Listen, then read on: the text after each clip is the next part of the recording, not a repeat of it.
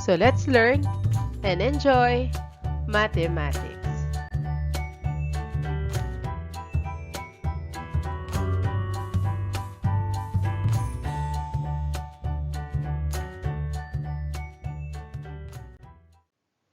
How to simplifying radicals by reducing the radicand. So let us find a factor of the radicand whose indicate roots can be found. So maybe that is a perfect square or a perfect cube. What could be the difference perfect square? So 1 square or 1 times 1, that is 1.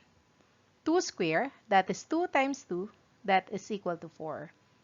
3 square, that is 3 times 3, that is equal to 9. 4 square, 4 times 4, the answer is 16. 5 square, that is 5 times 5, that is equal to 25. 1, 4, 9, 16, and 25 are perfect square. If we get the square root of 1, that is equal to 1. Square root of 4, that is 2. Square root of 9, the answer is 3. Square root of 16, that is equal to 4. And square root of 25, the answer is equal to 5. How about the perfect cube? So 1 cube, that is 1 times 1 times 1, that is equal to 1. 2 cube, that is 2 times 2 times 2, that is equal to 8. 3 cube, that is 3 times 3 times 3, that is equal to 27. 4 cube, that is 4 times 4 times 4, the answer is equal to 64. 5 cube, that is 5 times 5 times 5, the answer is 125. So these are the perfect cube. So what could be the cube root of 1? That is 1. Cube root of 8, the answer is 2. Cube root of 27, the answer is equal to 3. Cube root of 64, that is 4. And then cube root of 125, the answer is equal to 5. So a radical in a simplest form, let us recall first, the radicand does not contain a perfect square, perfect cube, or n power. Second, there's no fraction in the radicand, or the denominator is not a radical. And then third, it is in simplest form when the index of the radical is the lowest possible index.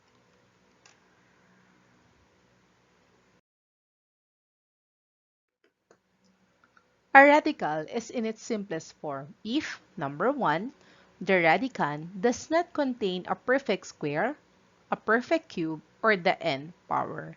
So let us see in the given if that is in simplest form or not in simplest form. The square root of 12, that is not in the simplest form. If we try to simplify, that becomes the factor of 12 having the perfect square, that is equal to 4 times 3. And then the square root of 4, that is equal to 2, and we have no perfect square for 3. So it means the final answer, that is 2 square root of 3. And 2 square root of 3 is in simplest form because the radicand does not contain a perfect square. 3 does not contain a perfect square. So 2 square root of 3 is in simplest form, while the square root of 12, that is not in the simplest form. How about number 2? Square root of 4y to the 7th power, it is not in the simplest form. If we try to get the simplest form, let us solve. So square root of 4, while the value of y, we have 246 sobra isa to get 7. Again, 246 sobra isa. So y to the 6 times y to the 1, that is also equal to y to the 7. So the square root of 4, that is equal to 2. The square root of y to the 6, that is 6 divided by 2, that is equal to 3. And then copy the square root of y. Square root of y, the radicand, this radicand, does not contain a perfect square. So this is in simplest form. How about number 3? Number 3, square root of 8a raised to the 5th power. It is not in the simplest form because the radicand contain a perfect square. So what could be the factor of 8 having the perfect square? That is 4 times 2. While the factor of 8 to the 5th having the perfect square, that is 2, 4. So 8 to the 4. sobra isa. So it means the square root of 4, that is equal to 2. A to the fourth, so 4 divided by 2, that is a squared. And then 2, wala nang perfect, let us write. A, wala nang perfect, so let us write. So that is 2a squared, square root of 2a. And then 2a, this radicand does not contain a perfect square. So this one is in simplest form.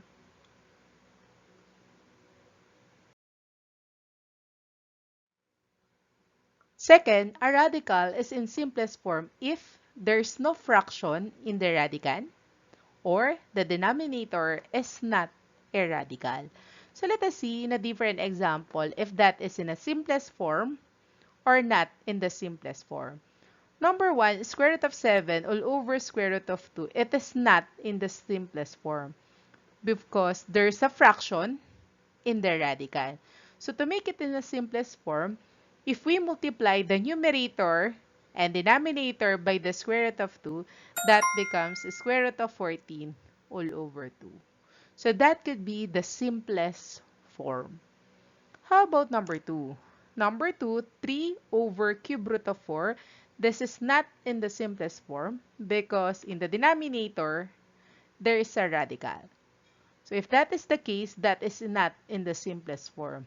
If we try to get the simplest form, let us multiply by the cube root of 2. So that becomes 3 cube root of 2 over 2. So 3 cube root of 2 over 2 is in simplest form.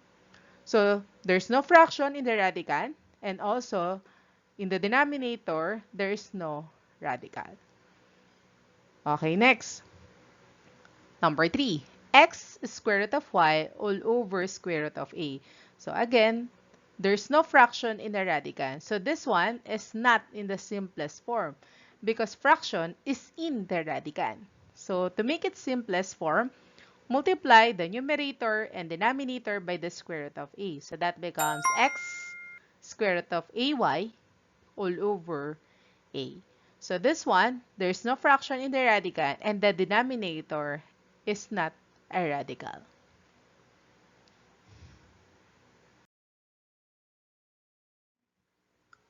A radical in its simplest form if number 3, the index of the radical is the lowest possible index. Let us see if the given is in a simplest form or not in the simplest form. In example number 1, cube root of the x to the fifth power. So it means the index 3, it should be the lowest possible index rather than the exponent of x. So 5 is higher than the index. It should be lower than the index.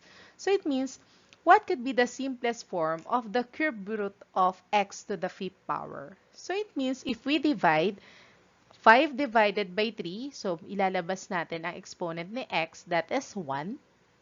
And then our remainder, yung sobra, that is 2. So the final answer in a simplest form, that is x, cube root of x squared. How about number 2? Cube root of 3 to the fourth power. So it means, ilan ba yung 3 na ilalabas natin? 4 divided by 3, that is 1. So 3 to the 1. And then ilan ang sobra? Isa. So 3 cube root of 3. How about number 3? Fifth root of a to the 6, b to the fourth power, it is not in the simplest form because 5, that is the lowest possible index, should be rather than the radicand. The given radicand of b to the fourth, if this is fifth root of b to the fourth, that is in a simplest form. But we have fifth root of a to the 6, that is not in the simplest form because the exponent is of the radicand is higher than the index. So let us get the simplest form. Fifth root of a to the 6, it means 6 divided by 5, that is 1. So a, sobra isa. And then 4 divided by 5 cannot be. So let us copy b to the 4th. So the final answer is a, fifth root of ab to the 4th power.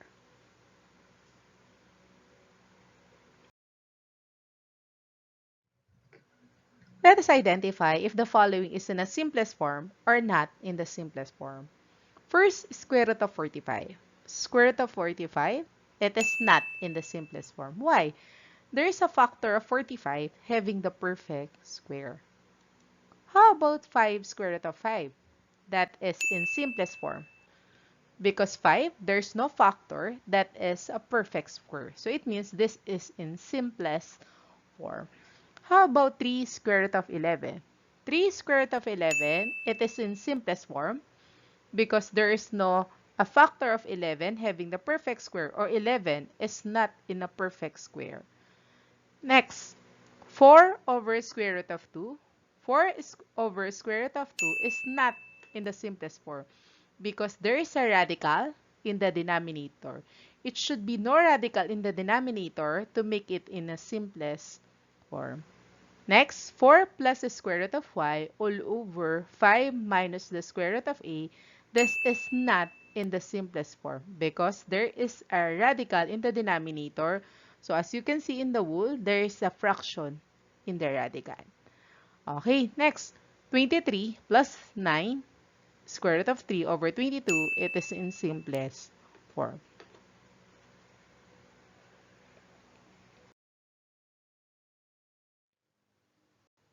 So let us simplify the following radicals to square root of 48. Think a factor of 48 having the perfect square. So 4 times 12, that is correct. We have the perfect square, that is 4 times 12.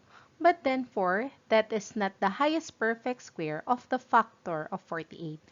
Think again the factor of 48 having the perfect square. So let us try 16.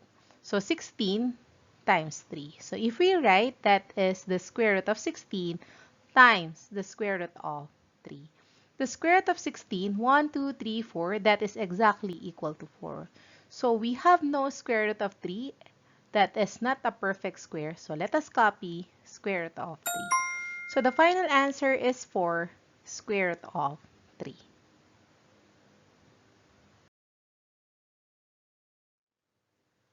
How about number 2? Square root of 72. Think a factor of 72 having the perfect square. So that is 9 times 8. 9 times 8, 9 is a perfect square, correct, times 8, the answer is 72. But then 9, that is not the highest perfect square. Think again the factor of 72 having the perfect square, higher than the perfect square of 9. So that is 36. So 36, so if we write radical sign 36 times the square root of 2. And the square root of 36, 1, 2, 3, 4, 5, 6, that is exactly equal to 6. And we have no exact square root of 2 value, so copy square root of 2. So the final answer is 6 square root of 2.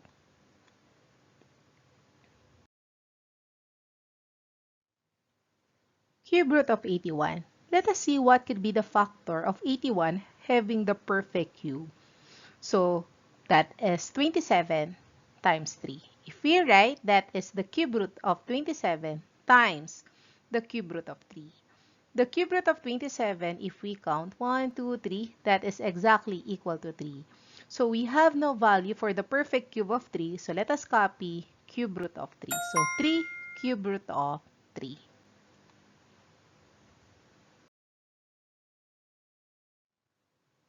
How about the square root of a to the 8, x to the 12, y to the 4th power? So the index is 2. So copy the base a, and then 8 divided by 2, the answer is equal to 4. How about this one? 12 divided by 2, that is equal to 6. So copy the base x, and then let us write 6. 4 divided by 2, the answer is equal to 2. So copy the base y, and then let us write 2. So the final answer, a to the 4th, x to the 6th, y squared.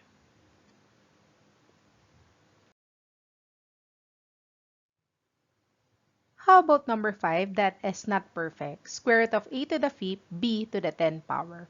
First, we need to identify the index. So the index is 2. So how many 2 yung mabubuo? So let us try. 2, 4. So that is the square root of a to the 4th, sobra isa. How about the b? 2, 4, 6, 8, 10. So b to the 10 power, walang sobra. So let us solve now. 4 divided by 2, that is 2. Copy the base a and then square. How about b? 10 divided by 2 is 5. So copy the base b and then 5. And then we have now the square root of a. The value of the exponent is 1. The index is 2. So the index is higher than the exponent. So let us copy. Square root of a. So the final answer, a squared b to the fifth power square root of a.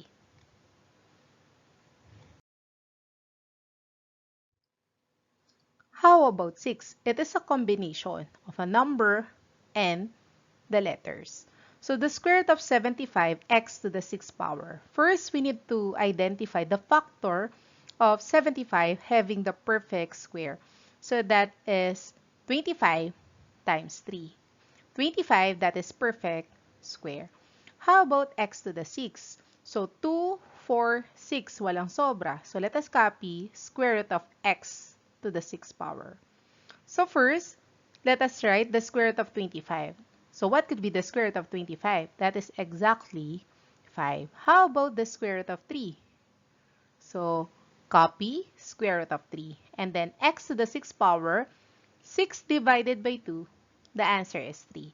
Copy the base x and then cube. So let us combine outside the radical sign. So 5 times x cubed, that is equal to 5 and then x cubed. And then copy the square root of 3. So the final answer, 5x cubed square root of 3.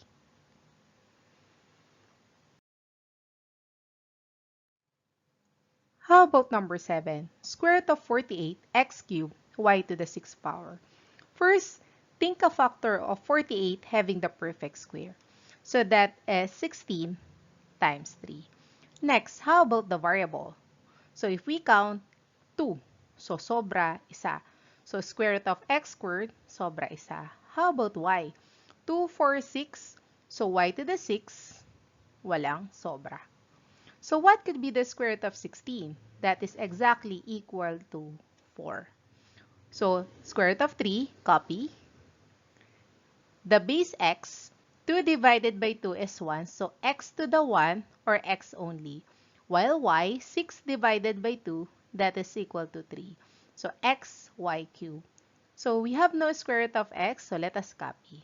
Multiply outside the radical sign. So that is 4, and then copy xy cubed. Multiply inside the radical sign. So that is the radical. 3 times x, that is 3x. So the final answer is 4xy cubed square root of 3x.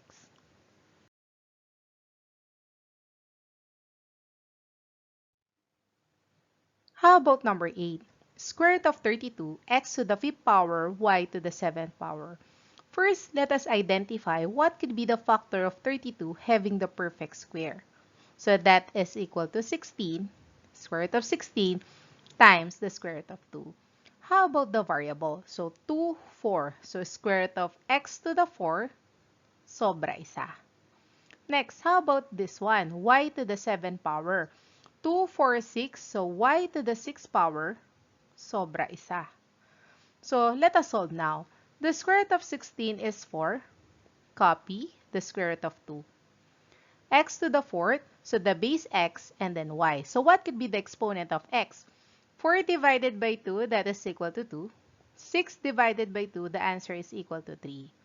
And then copy square root of x, y.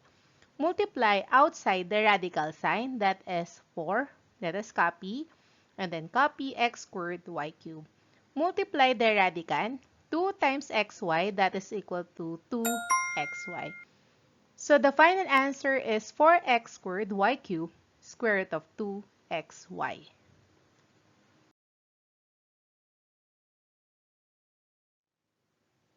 How about number 5? Fifth root of negative 32, ABC to the 10 power. Fifth root of negative 32 is the perfect fifth root. So let us copy fifth root of negative 32. How about the fifth root of a? So as you can see, the exponent is 1 and the index is 5. So sobra na yung fifth root of a Also with b, the exponent of b is 1, the index is 5. So copy the pip root of a and then b. How about this one? The pip root of c to the 10 power. So 5, 10, walang sobra. So pip root of c to the 10 power. So first, let us solve pip root of negative 32. Pip root of negative, that is negative. How about the pip root of 32? So the answer is equal to 2. So pip root of negative 32, that is negative 2. If we try to check to multiply 5 times, negative 2 times negative 2 is 4. 4 times negative 2, that is negative 8. Negative 8 times negative 2, that is positive 16. Positive 16 times negative 2, the answer is negative 32. So the pip root of negative 32, the answer is negative 2. Copy the pip root of AB. How about the pip root of C to the 10 power? Copy the base C. 10 divided by 5, the answer is equal to 2. Afterwards, let us multiply outside the radical sign. So that is negative 2 and then C squared. So how about the pip root of AB? So wala nang ibang pip root dito, so let us copy pip root of AB. So the final answer is negative 2C squared pip root of AB.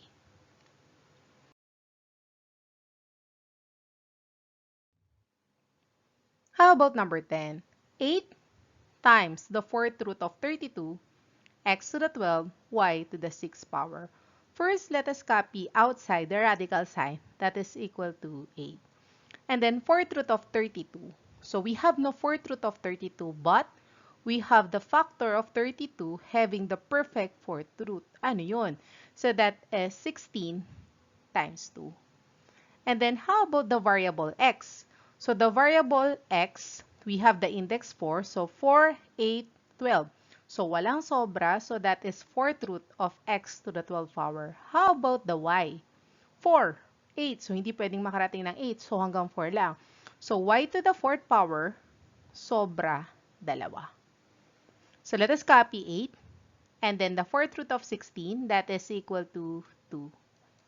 And then copy the fourth root of 2. How about the variable x and then y? 12 divided by 4, that is equal to 3. So x cubed. 4 divided by 4, the answer is equal to 1. While here, 2 divided by 4 cannot be, so let us copy fourth root of y squared. Multiply outside the radical sign, so 8 times 2, the answer is equal to 16, and then copy x cubed y. How about the fourth root? So what could be the value of the radical? 2 times y squared, that is 2y squared. So the final answer is 16x cubed y, fourth root of 2y squared.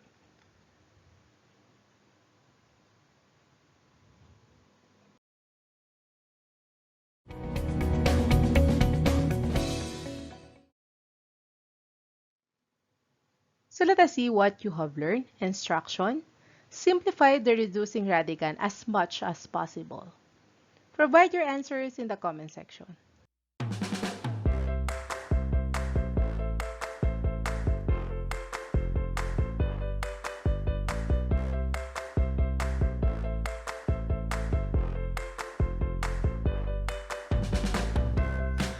Enjoy learning mathematics.